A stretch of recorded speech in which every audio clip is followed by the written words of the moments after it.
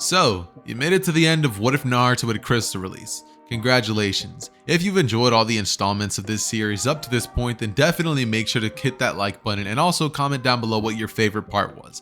That said, enjoy! Hey Ross, sauce it up.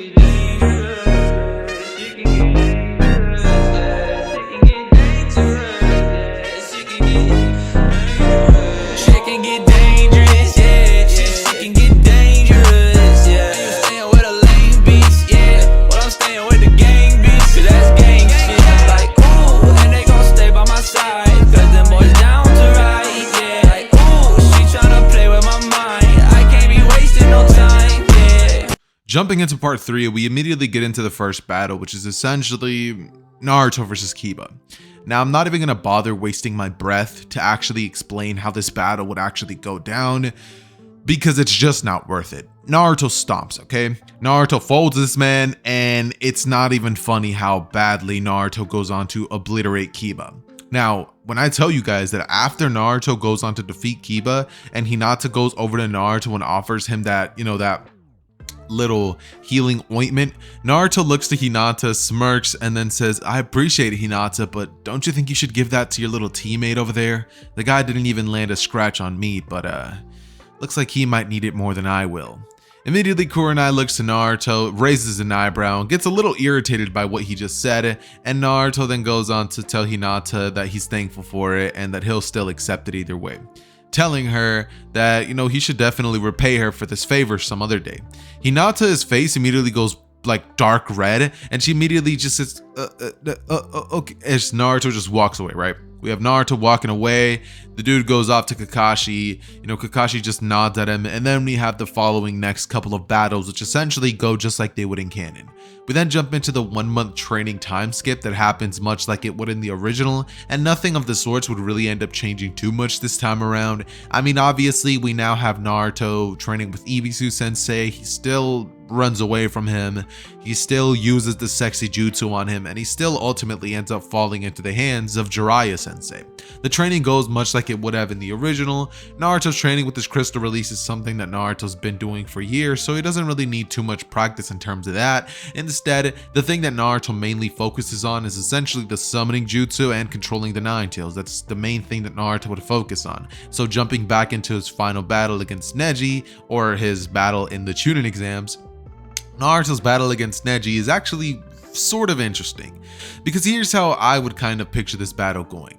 Now, we saw Gurren actually fighting against Neji, Kakashi, Naruto, and a bunch of other characters in the filler episode of Naruto, right? We saw Gurren actually being able to take out a lot of characters all at once. So here's what I think would personally happen. Naruto goes into the battle and immediately tries to test the water. So now, if I was Neji and I was in his position, the first thing that I would try to do is basically shoot a bunch of shuriken at the direction of Neji, right? Just to see what kind of defense Neji has. Neji would immediately go on to use the jutsu that pretty much makes everything, like he uses a spinning dobe jutsu. I completely forgot what it was, but the palm rotation, right? The palm rotation jutsu, and after Naruto sees that, he immediately realizes that he's able to dodge attacks on that level.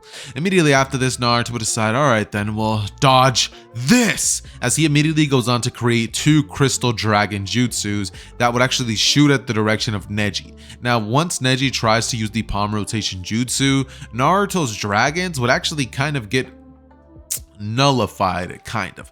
Not really, because Neji was the one that kind of like got hit back, so it's kind of like he kind of blocked it but kind of didn't, because a lot of the force of the impact still hit Neji, but he kind of goes on to act as if nothing happened, telling Naruto that, nothing's going on and that, he's fine. Naruto looks at Neji and immediately says, alright then, well, if you're fine to continue, how's another 2? He weaves the hand signs once more, and the dragon comes at his direction. Neji at this point is forced to use the palm rotation once again, and seeing as he was already kind of damaged from having to block it once, the second time doesn't go that good for him.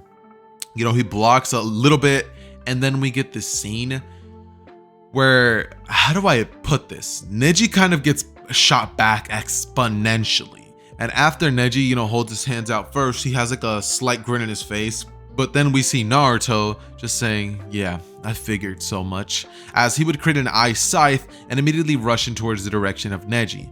Now Neji would immediately begin using his hands to pretty much weave and dodge out of the way of the scythe, but this is this moment that Naruto would create a sword in the other hand, and he would essentially begin using a scythe and a sword to try to just stab at Neji.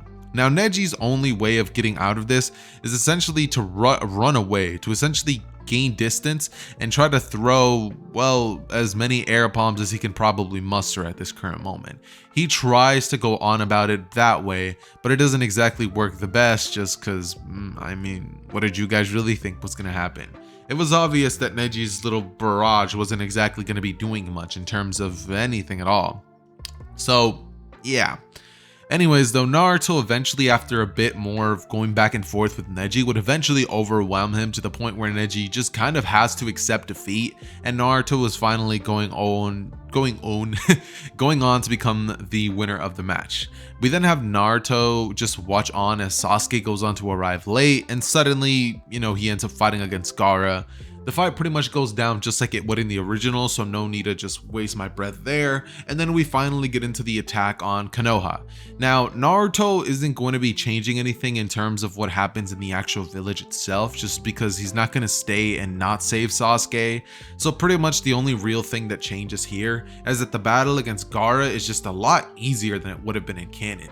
And when Gaara goes on to transform into his almost fully transformed state of Shukaku, Naruto's able to actually jump in the way, surprise attack Gaara, and use his crystal jutsu that pretty much turns his opponents into a crystal themselves. So Gaara is crystallized and is just looking like what was basically about to kill Sasuke, but he crystallized him before he could, and Sasuke was pretty much about 2 inches away from death.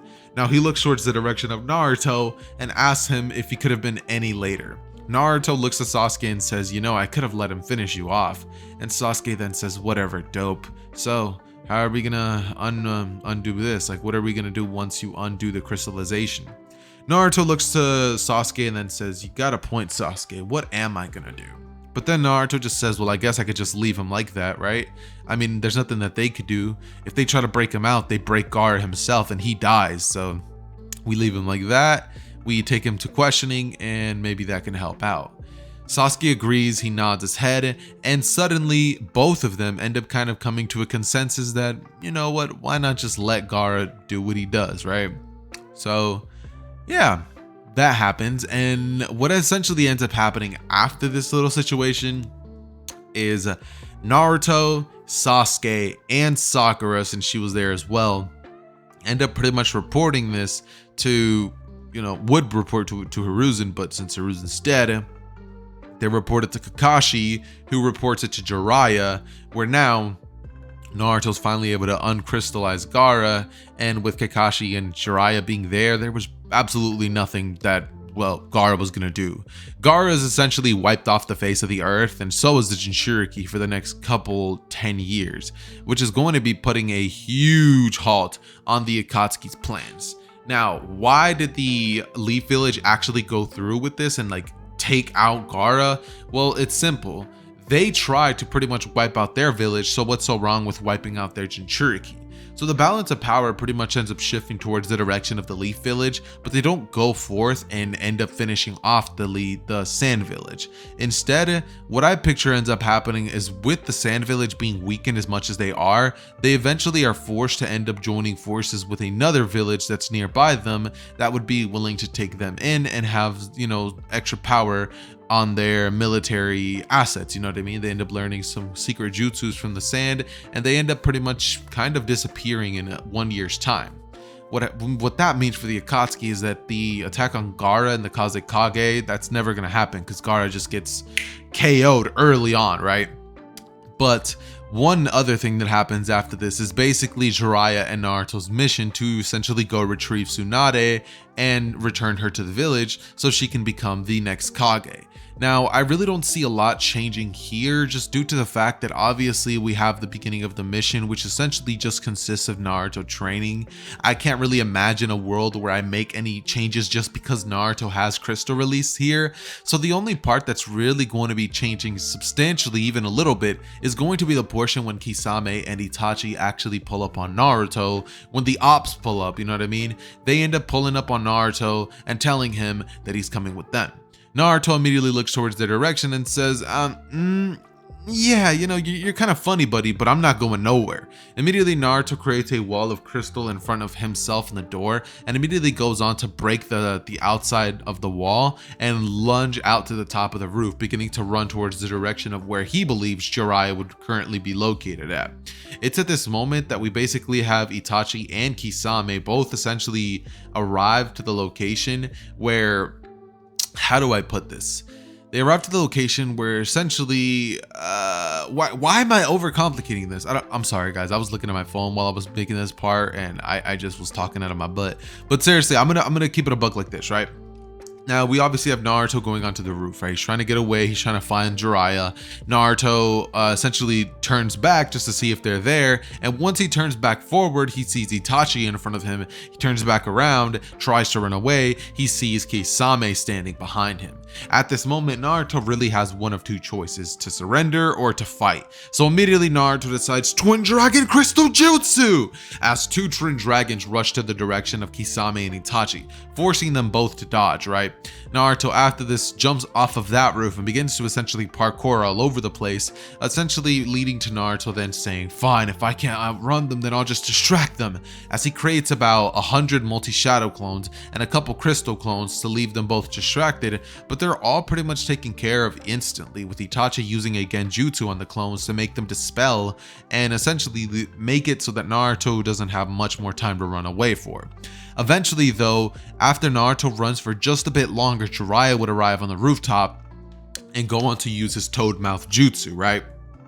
After he uses this said jutsu, what ends up happening following this is basically Sasuke arrives a bit late, and when he sees, Itachi and Kisame, he essentially gets a glimpse of them before finally the Toad Mouth Jutsu would seal itself, and Itachi uses a Materasu to make his way out of there, right? And then we end up having Itachi look to the direction of Sasuke, as he doesn't even say a word, and he just kind of smiles under his mask, knowing that his little brother's safe. Jiraiya then checks up on Naruto, and Sasuke says that he wants to go with them for the remainder of the mission. So he ends up going off with Naruto and Jiraiya, and he goes off to actually meet Tsunade just like he would have in the original. Except a little change that's actually going to happen to the series, and by little I mean a big change, because this isn't little at all, is actually going to be the fact that Sasuke this time, since he's there, he's going to be watching Naruto learn the Rasengan in real time. So once he finally masters it and he's actually able to defeat Tsunade in the bet that she made with him, and Naruto gets the necklace and Naruto learns the Rasengan, Sasuke actually is kind of jealous of his friend, because now he also has a special Kiki Genkai, just like Sasuke does. He has the Nine Tails, and now he even has the Rasengan that can actually compete, if not is stronger than the Chidori. Now, keep this in mind. Jiraiya would have also asked Sasuke if he wants to learn the Rasengan as well, but Sasuke denies this, saying that he has the Chidori, that it looks cooler. Naruto says that it definitely is cooler, but Jiraiya explains that the Rasengan is actually much stronger than the Chidori, as Sasuke says that's so. He says, mind testing it, Naruto? But Jiraiya explains that if they were to fight, even if the Rasengan wasn't stronger, Sasuke could potentially blow off Naruto's hand and leave him, well, without an arm. Or Naruto could do it to Sasuke, saying that it's not a smart idea to do a Rasengan Chidori clash against each other. Sasuke looks to the direction of Jiraiya and says, yeah, not smart for Naruto, that is. As he then, kind of walks away, and it's at this moment that, Sasuke's jealousy kind of begins slowly taking taking over bit by bit. And eventually the day when they end up encountering Orochimaru and Kabuto, what ends up pretty much happening is Sasuke and Naruto both fight against Kabuto, right? They're able to easily defeat him, seeing as now Naruto also has Sasuke, plus he's a lot more capable than he is in the original. So he's able to quickly actually dismantle Kabuto and able to essentially make it so that Jiraiya and Tsunade are finally able to fight side by side to face off against Orochimaru. Once this happens, Orochimaru realizes that he needs to retreat now, and he looks towards the direction of Sasuke before asking him if he wants to join him, telling him that he can grant him immense power, and to look at the direction of the curse mark and think of how much power he felt when he activated it, telling him that he could double that power for him overnight if he so chooses. Sasuke, hearing the potential of essentially doubling his power, immediately looks to Naruto and pretty much just like as Naruto looks to Orochimaru, he says, "Sasuke would never," but he falls to the ground as Sasuke knocks Naruto out and pretty much body flickers towards Orochimaru's snake. Immediately, Orochimaru is able to use the reverse summoning jutsu to get out of there along with Kabuto and essentially make it back to one of his hideouts, where now we pretty much lose Sasuke, not to the Sasuke retrieval arc, but to Orochimaru himself. And now Sasuke's in the wrong hands way earlier than he would have been in the original events of the canon Naruto storyline. So things very much begin to change rapidly.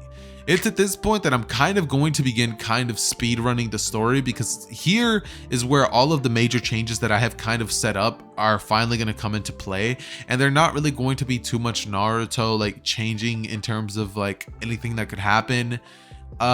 Since this is more or less after the time skip, Naruto pretty much just perfects his crystal release jutsu and makes more insane jutsus with it. He ends up actually going off with Jiraiya just like he would in the original. Tsunade trains with Sakura. There is no Gaara retrieval mission because the sand doesn't exist anymore. Instead, they actually ended up becoming part of the village hidden in the rain, right? The rain, right? Why not? Or the mist. Yeah, the mist, the village hidden in the mist, right?